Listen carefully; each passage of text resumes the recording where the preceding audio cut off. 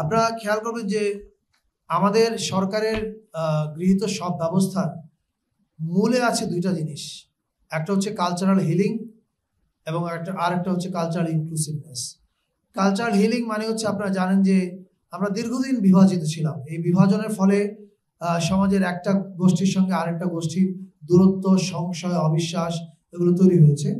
এই হিলিং এর কাজটা আমরা ইতিমধ্যে করছি। আপনারা খেয়াল করেছেন যে এবার দেশ স্বাধীন হওয়ার পরে 54 বছরের ইতিহাসে প্রথমবার শিল্পকলা একাডেমি চাঁদরাতে ঈদের অনুষ্ঠান করেছে। নিশ্চয়ই সামনে সারা দেশে হবে এবং শুধু মুসলমানদের উৎসবগুলো না, অন্যান্য ধর্মের যে উৎসবগুলো আছে সেই উৎসবের মানে বড় উৎসব যেগুলো সেগুলোকে কেন্দ্র করেও শিল্পকলা একাডেমি সারা দেশ জুড়ে সাংস্কৃতিক অনুষ্ঠান করবে। পাশাপাশি নতুন বছরের যে অনুষ্ঠান এবং চৈত্র সংক্রান্তি, সেখানে আপনারা দেখেছেন যে আমরা সকল জাতি গোষ্ঠীকে একসাথে নিয়ে এক জায়গায় উৎসব করার চেষ্টা করছি। এটার মূল কারণ ওই একই জিনিস, কালচারাল ইনক্লুসিভনেস। বাংলাদেশ আমাদের শক্তি এবং সৌন্দর্য হচ্ছে আমাদের বৈচিত্র্য, এবং এই বৈচিত্র্যটাকে আমরা সেলিব্রেট করতে চাই। That is our philosophy.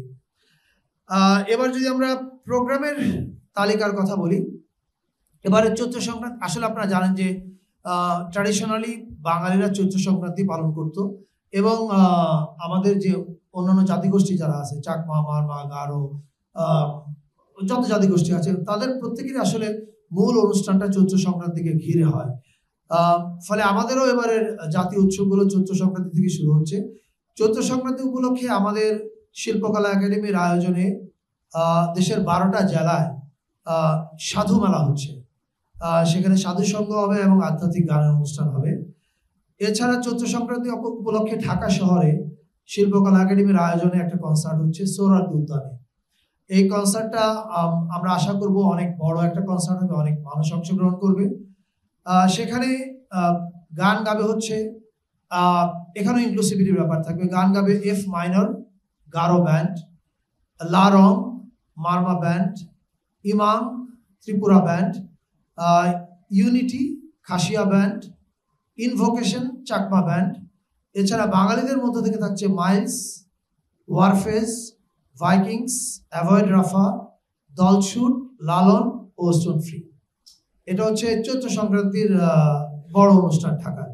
চৈত্র সংক্রান্তিতে ঢাকায় আরেকটা বড় অনুষ্ঠান হবে, সেটা হচ্ছে নবপ্রাণ আন্দোলনের উদ্যোগে শিল্পকলা একাডেমিতে দিনব্যাপী ধামাই নৃত্য, গান, ভিডিও প্রদর্শনী এবং সন্ধ্যায় বাউল ও ফকিরি গান। এছাড়া আরেকটা উৎসবের কথা আমি বলতে চাই।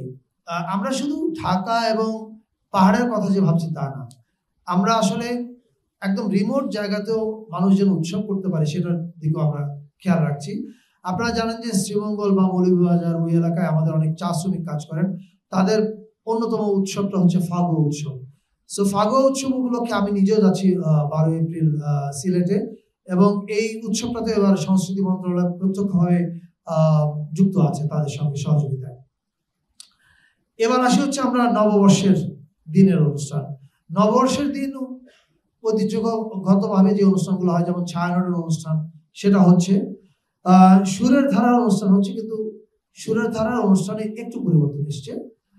তারা আগে করতো হচ্ছে চিনমতি সম্মেলন কেন্দ্রে, কখনো লালমাটিয়া কলেজে, এবার তারা করবে হচ্ছে রবীন্দ্র সরোবরে, অনেক একটু বড় জায়গায়, যাতে এটা ধানমন্ডির নাইবারহুড উৎসব হয়ে ওঠে। এবং সুরের ধারা সরকারের ইনক্লুসিভ নীতিকে সমর্থন করে তারা তাদের অনুষ্ঠানে এই প্রথমবারের মতো অন্য জাতিগোষ্ঠীর শিল্পীদেরকেও রাখছে, তারাও তাদের গান পরিবেশন করবে। অর্থাৎ শুধুমাত্র বাংলা গান থাকছে না সুরের ধারাতে এবার। আর নববর্ষের দিনের একটা বড় আয়োজন আমরা জানি, শোভাযাত্রা। সেই শোভাযাত্রা এবার বাঙালি বাদে 27টা জনগোষ্ঠী অংশগ্রহণ করছে। চাকমা, মারমা, ত্রিপুরা, তঞ্চঙ্গা, লুসাই, পাংখোয়া, বম, রো, চাক, খিয়াং, এরকম 27টা জনগোষ্ঠী। এবং তারা প্রত্যেকেই তার নিজের সংস্কৃতি নিয়ে, নিজের পোশাকে, নিজের বাদ্যযন্ত্র, আবার কেউ আধুনিক বাদ্যযন্ত্র নিয়ে আসবে। মারমাদের একটা গিটার স্কুল আছে, ব্রিলিয়ান্ট গিটার স্কুল। ওরা 15-20 জন গিটার প্লেয়ার নিয়ে আসছে, ইয়াং ছেলে মেয়ে, রো বাঁশি বাদক আসছে। ফলে এরা প্রত্যেকেই তাদের নিজ নিজ কালচারকে রিপ্রেজেন্ট করবে এই এবারে শোভাযাত্রায়। এছাড়া চারুকলা থেকে এরা সবাই যুক্ত হবে চারুকলা শোভাযাত্রায়। আর চারুকলা শোভাযাত্রায় প্রথমবারের মতো বাম্বা যোগ দিচ্ছে। আমরা কিছুক্ষণ আগে একটা প্রেস কনফারেন্সে এই কথাটা বলেছি, আমি আবার রিইটারেট করতে চাই। আপনারা খেয়াল করে দেখবেন যে এবারে ঈদ উপলক্ষে প্রধান উপদেষ্টা মহোদয়ের ফেসবুক পেজ থেকে একটা ঈদের ভিডিও পোস্ট করা হয়েছে। এখন ওই ঈদের ভিডিওটা দেখবেন যে কিছু দুঃখী মানুষের চেহারা, স্যাড পিপল, এবং সেই ভিডিওর ক্যাপশনে লেখা হয়েছে যে আমাদের দেশে প্রায় 12 লাখ মানুষ বিপদে পড়ে মেহমান হিসেবে আছে। ওই ভিডিওটার থিম ছিল এরকম যে এই মানুষেরা ওয়েট করছে, আমরা যখন সেলিব্রেট করছি আমাদের ঈদ, আমরা যেন মনে রাখি যে এই মানুষেরা ওয়েট করছে তাদের দেশে ফিরে ঈদ সেলিব্রেট করা।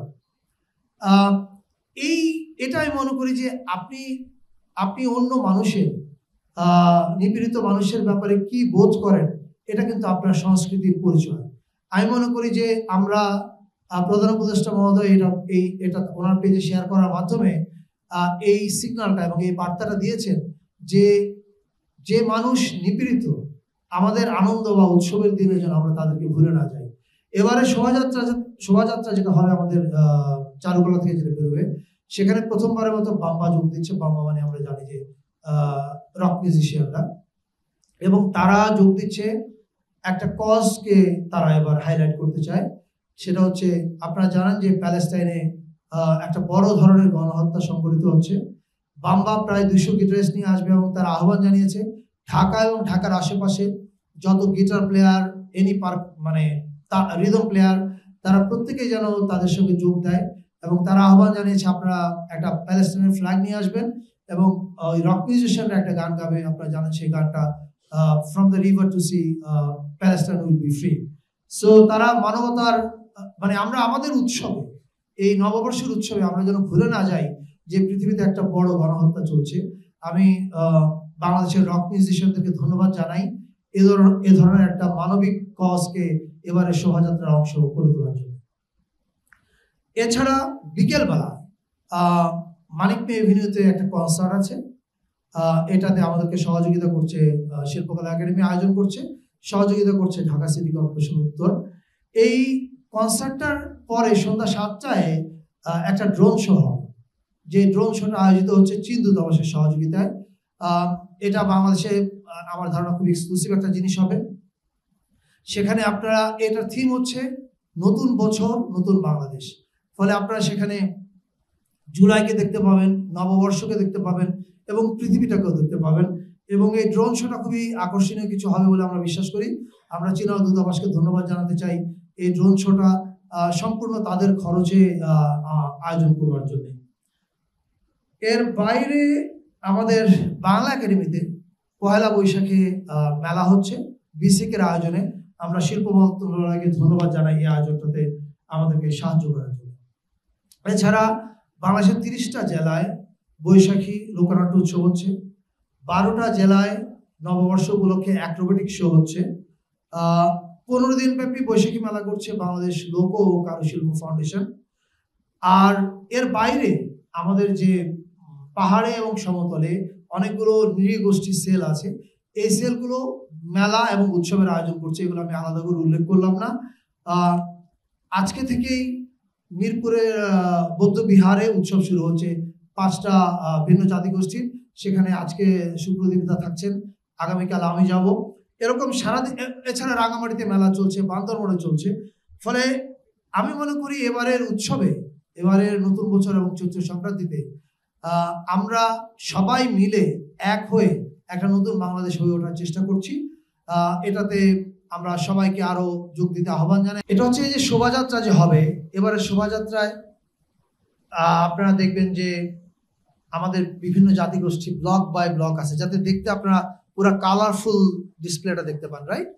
তো আমাদের রক মিউজিশিয়ানরা তারা একটা ব্লকে থাকবে কোনো একটা জায়গায়, সেটা ঢাকা বিশ্ববিদ্যালয়ের চারুকলা বিভাগ এবং একটা ক্রিয়েটিভ ডিরেকশন সেল করা হয়েছে, শিল্পকলা একাডেমিও সেখানে যুক্ত আছে, ওরা মিলে ডিসাইড করবে।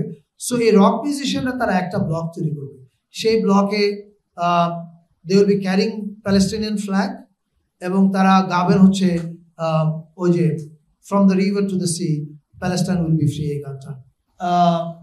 এবারে শোভাযাত্রাটা প্রথমত আগের যে কোনো বারের চেয়ে আলাদা হবে, এ বিষয়ে কোনো সন্দেহ নাই। সেটা হচ্ছে রঙে, এর কন্টেন্টে এবং এর আয়োজনে।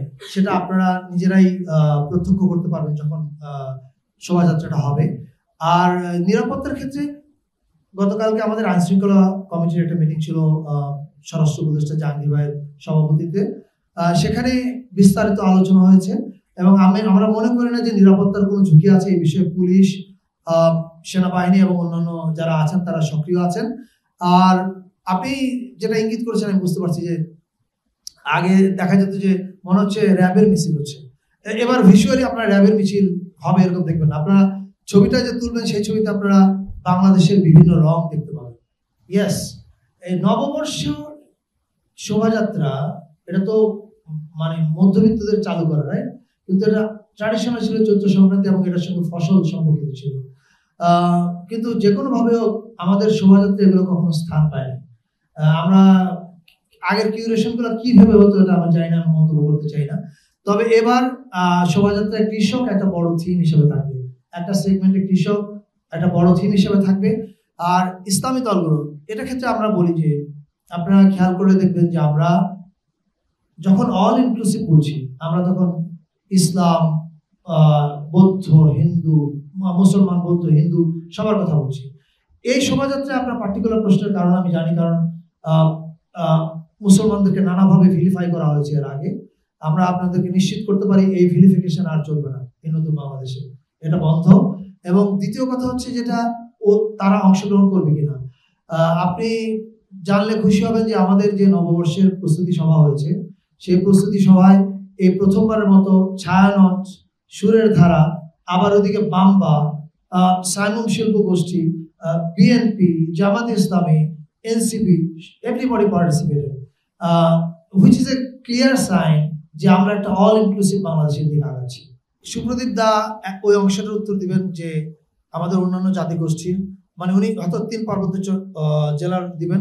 আমি এর বাইরে বলছি যে বাংলাদেশের যত জায়গা আছে, যেমন আমি নিজে ফাগুয়া উৎসবে যাচ্ছি শ্রীমঙ্গলে, গারোদের উৎসব হচ্ছে, যত জাতিগোষ্ঠী আছে সবাই স্থানীয়ভাবে তাদের উৎসব করছে।